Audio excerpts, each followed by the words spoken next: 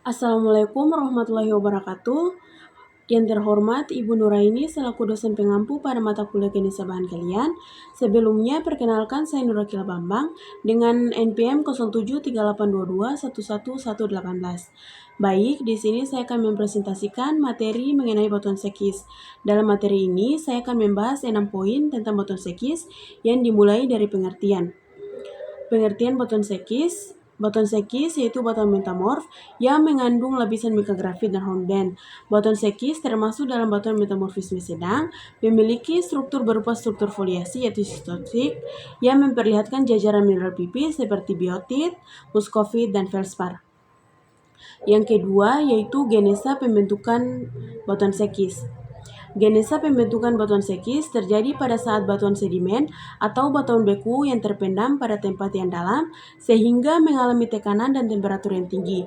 Selain itu juga, genesa batuan sekis terjadi dalam beberapa tahapan yang melibatkan perubahan mineral dan tekstur pada batuan induknya, sehingga menjadi batuan yang lebih serat atau berlapis-lapis.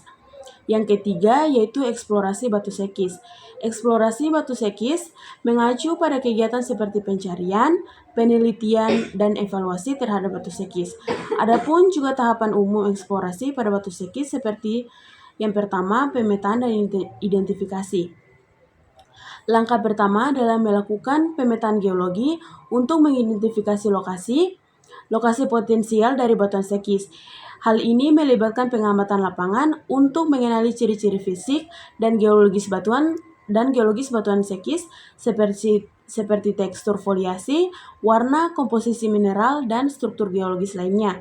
Yang kedua ada pengumpulan data. Setelah lokasi potensial diidentifikasi, langkah selanjutnya adalah pengumpulan data lebih lanjut. Hal ini termasuk dalam pengambilan contoh batuan dari berbagai lokasi yang mewakili potensi pada batuan sekis. Yang ketiga yaitu analisis laboratorium.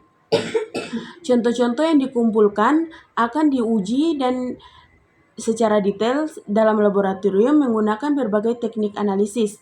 Hal ini termasuk dalam fotografi untuk mengidentifikasi jenis mineral dan tekstur batuan, analisis geokimia untuk menentukan kandungan dan mineral yang berharga, serta pengujian fisik terhadap kekuatan tekan, permeabilitas, dan sifat fisik mekanika lainnya.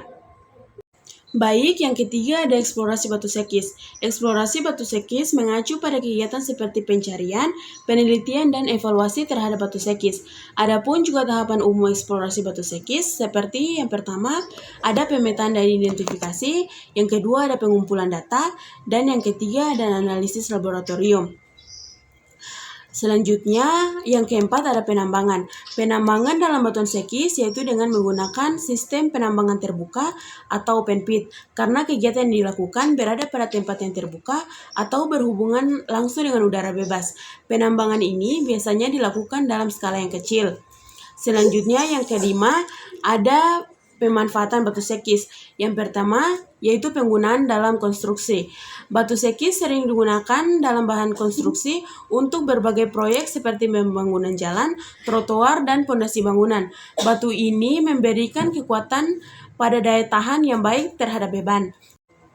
Dan yang terakhir ada manfaat dari batu sekis. Yang pertama ada penggunaan dalam konstruksi. Batu sekis sering digunakan sebagai bahan konstruksi untuk berbagai proyek seperti pembangunan jalan, trotoar, dan pondasi bangunan. Batu ini memberikan kekuatan dan daya tahan yang baik terhadap beban. Yang kedua ada drainase. Batu sekis digunakan dalam sistem drainase untuk memungkinkan aliran air yang lancar dan mencegah terjadinya genangan air.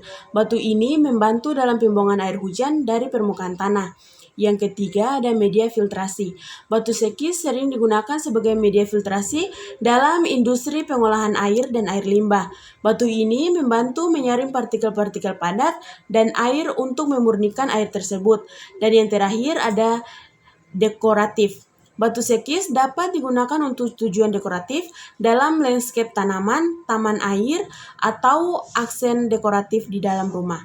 Batu ini dapat memberikan tampilan yang menarik dan alami.